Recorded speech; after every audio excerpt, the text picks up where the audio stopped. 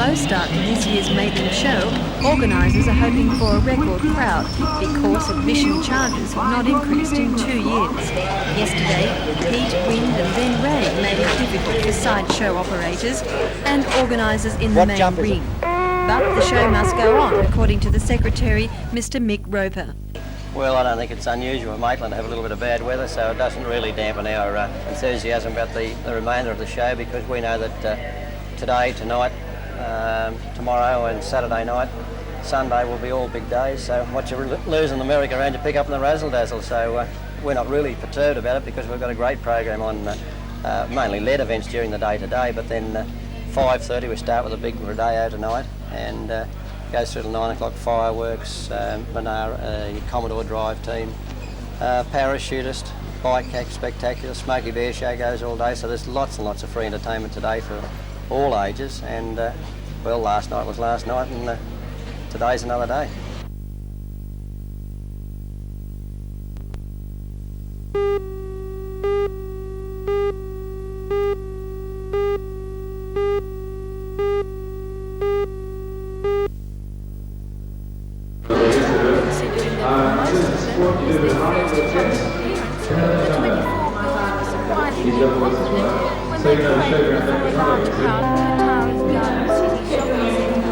As well as parade, each of the girls was required to talk for several minutes and Newcastle radio personality David Jones.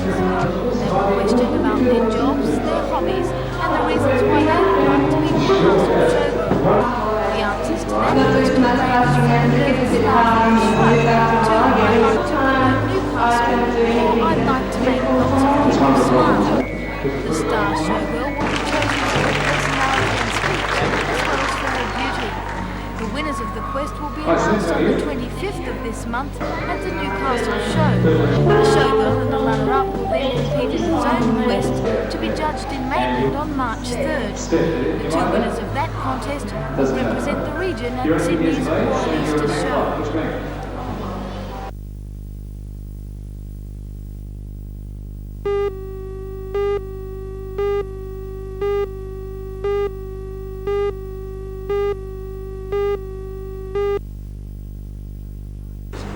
Last night, the group met for the second time to decide what they could do to rectify the situation. The parents have already appealed to education department authorities. Statistically, I tried to prove to you last meeting, but so far they say they haven't received any assurances. The angry parents say their children will face a complete class reshuffle at the end of the month, when the infant school will enrol its 301st pupil. At present, there are only 294 pupils enrolled at the school, and one of its full-time teachers has been reduced to supernumerary status. That means she carries out relief work only and does not hold a class of her own. Next month, however, when infant numbers reach 301, she will be reinstated. A spokesman for the concerned parents, Mr Ray Newham, says he believes they are being reasonable by approaching authorities on the matter. He claims many other schools in the region are avoiding the problem by enrolling bogus students or accepting enrolments from children that are too young. Now, what it means, it's hard enough for youngsters to settle in at school, but with a mix-up and a changeover in teachers, it's making it ever so much more harder for those children to settle in at school and become part of the school itself. And it's our fear that this mix-up in the early days of the children's schooling might affect them for the rest of their school career. So what we're trying to do is lobby the Education Department, the area director. We've contacted Ken Booth, sent various letters, made lots of phone calls and sent letters in the hope that we can get this decision reversed so that the supernumerary becomes a permanent member of the staff and can take over that kindergarten straight away.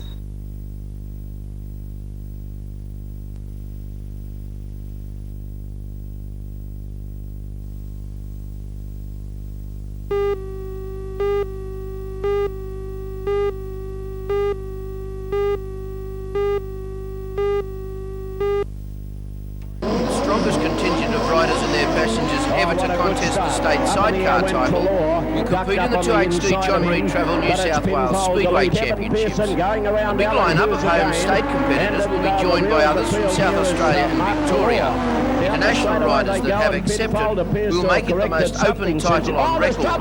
Former South Australian champion Brian Schultz and current Victorian champion Clary Jones head the challenge. British rider Paul Pinfold is the top overseas rider, and his local experience makes him a major threat. Phil McCurtain, Kevin Pearson, Paul Martin and Alan Hughes all have a chance of victory.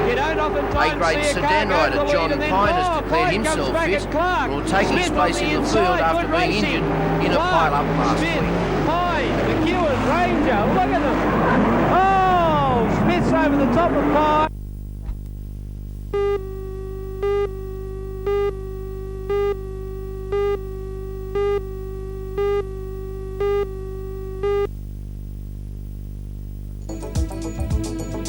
Both racing boats and skiers must be well equipped with safety gear, including crash hats, flotation vests and racing goggles.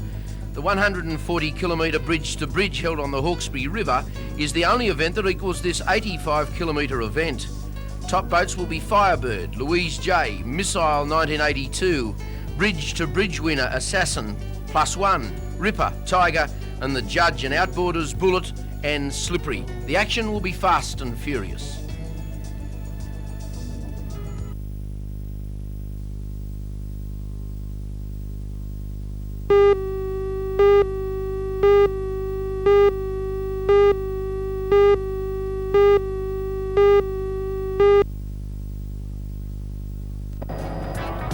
The first of the 98 boats away were Plus One and Assassin. It was tough for both crews and skiers on the choppy waters of the lake, but competitors handled the conditions well. The boats can reach speeds of up to 160 kilometres an hour, and the competition is fierce. After 85 kilometres of racing, 3 laps around the course, 2 boats fought out the finish. First was Missile with skiers Neil Harris and Murray Hackett in the good time of 47 minutes and 31 seconds. Just 6 seconds behind came Firebird, with Robert Wing and Peter Nelson on the skis. The third outright was The Judge, towing Roy Brown and Matt Devlin. In the outboards, Bullet 1 was the winner from Team Spirit and Queen Street Travel.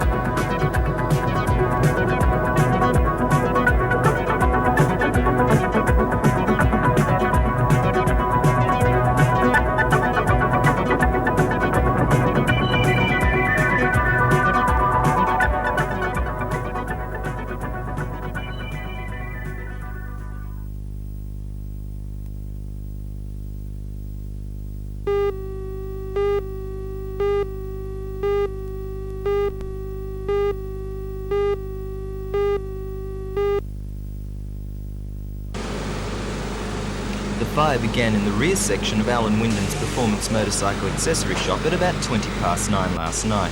It spread quickly to the business's workshops and the neighbouring milk bar. It took fire brigades from Newcastle, Tyres Hill and Waratah more than 2.5 hours to put out the blaze. Most of the fire damage was restricted to the motorcycle premises, but the milk bar suffered extensive damage from smoke and water. Police say there are suspicious circumstances surrounding the fire and are investigating.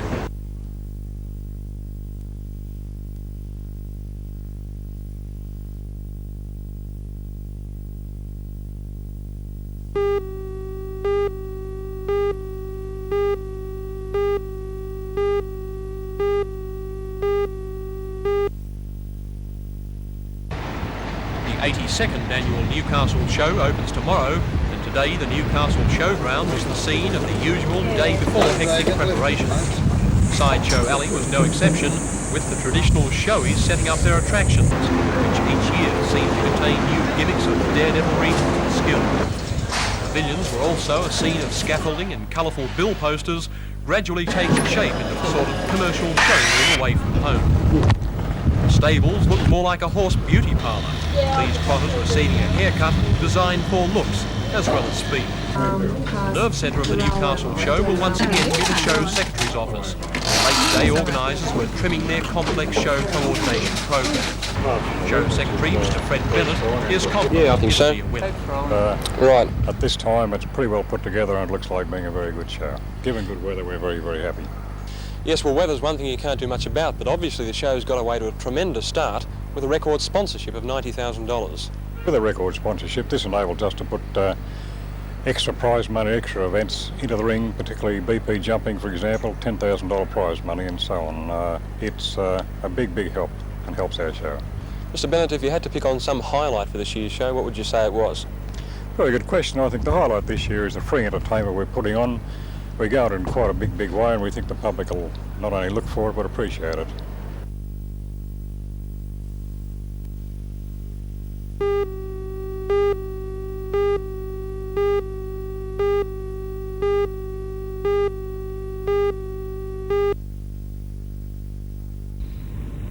Fanned by gusty northeasterly winds, the fire soon spread and within quarter of an hour had a front of between 2 and 3 kilometres.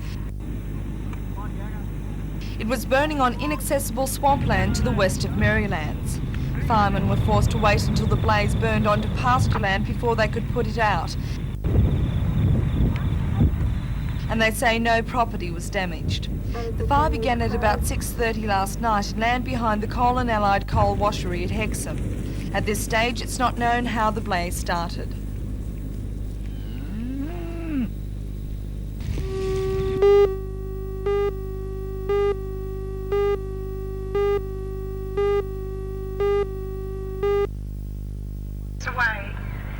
The 100 girls who gathered at Nelson Bay, it was a day for swapping badges and remembering those who are far away and perhaps less fortunate.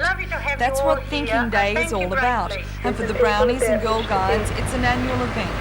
The day also marks the birthdays of Lord and Lady Baden-Powell, the founders of the movement. To add an international flavour, the girls wore national uniforms from all over the world and read out the various histories of the movement in those countries. As a fitting ending to the evening, the Girl Guides and Brownies sang their theme, a world song. Islands and Western Samoa. Although Girl Guides has been popular in New Zealand,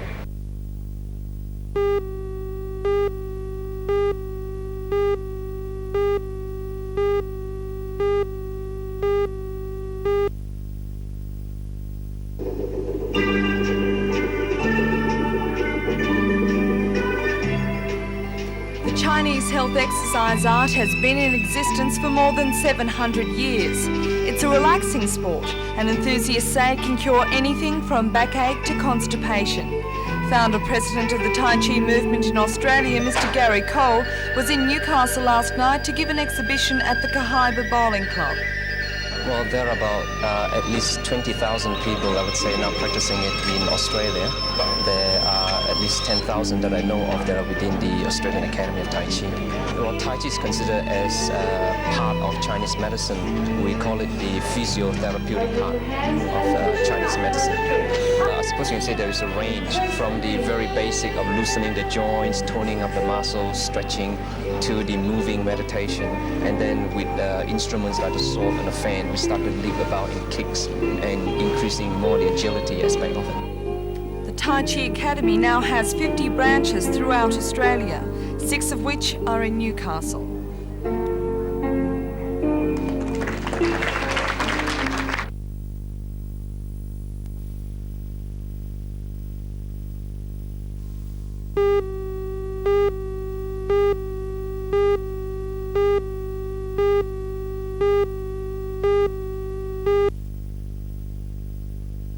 Good morning, John Lloyd Green with you on the morning of day 1 of the 82nd annual Newcastle show. The gates open at midday for the first day's half-price admission. The scene around me here at the Newcastle showground is one of almost the calm before the storm. No pun intended, but the weather this morning has been a little foreboding. There has been patches of rain. At the moment there's no rain, and organisers say if it doesn't rain but remains overcast, that's the ideal first day of any show. Show president, Mr. Jim McGeechee, is confident and says that all is in readiness. Very confident, John. That's never seen the show presented in a more tidy or a better manner. Everybody's in every section is right up to the mark, and it's just a finishing over paint here and there to present the show as it's never been presented before to Newcastle people. Well, already there are quite a few people here. And the showies themselves, well, they don't seem to be too worried. They're used to anything, and if they weren't, they certainly wouldn't be showies. Most of the attractions alongside show alleys certainly are battened down with their canvas fronts at the moment, but they assure me that in a matter of hours they'll be open come what may. Well, it's starting to spit again. Gentlemen, I assume that you've got something to do with this Ferris wheel and you're sitting well under cover. Yes. How's the weather going to affect you, do you think? If it keeps up, it'll be pretty bad, I suppose, but like every year it's the same. Yeah, that's why it ran for Mainland, didn't they? And we've got it now, haven't we? And very shortly it'll be all systems go in the numerous pavilions around the showground. The organisations this year have mounted some spectacular displays. This is John Lloyd Green from the Newcastle Showground. I'll be back at approximately 1:30 today.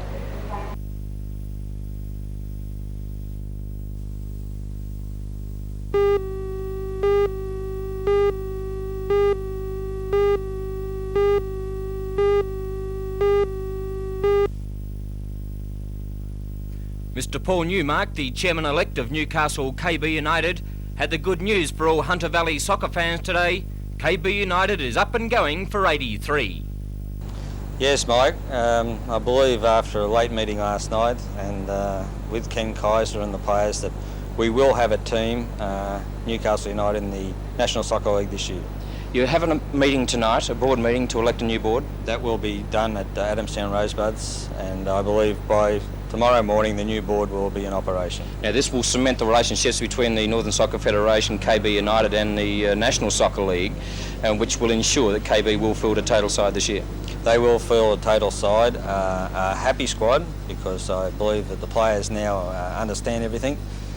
We've been given first-hand knowledge, and with Ken Kaiser acting on behalf of the new board, or the new board to be appointed tonight, we have just about completely signed the squad that we wanted.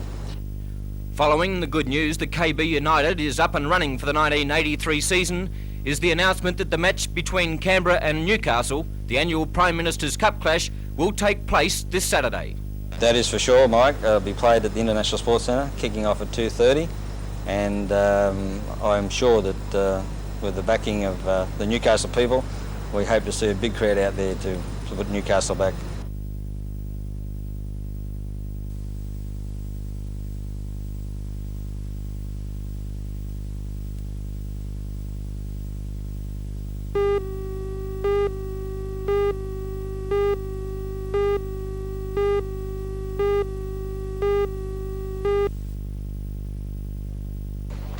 Show organisers are hoping that by Sunday at least 172,000 people will have passed through these gates. That was last year's record, but with a bit of luck this year that'll be topped. This afternoon the weather looked as though it could close in at any time, but fortunately it didn't. Under overcast skies, among the first areas of the show to come to life was Sideshow Alley. Within a couple of hours of the gates opening, hundreds of people were already perusing and trying their skills on the rows of knock-em-downs. And gradually too the fun rides began to swing into action. Inside the pavilions, the wide variety of displays and stalls also began to catch the eyes of the first waves of showgoers. That's the unique feature of annual shows. A little bit of almost everything is open for exhibition. The full range of household appliances and luxuries to promotions for local industry. Not forgetting the traditional show bag, which this year in Newcastle has taken on the fair dinkum Aussie flavour. Late today, show president Mr Jim McGecky was happy with the way it had all got underway. We're very, very happy with it, especially it's been shown in the things that are open for display and the judging has gone on prior to the show, such as rural youth, the arts and craft, etc., etc. But it's certainly wonderful to see people sort of floating into the ground and enjoying themselves, ready for the big opening at 5 o'clock, of course, of the ring session. And Monaro cars, cycling, the Gollan brothers will be here. It'll be an exciting night.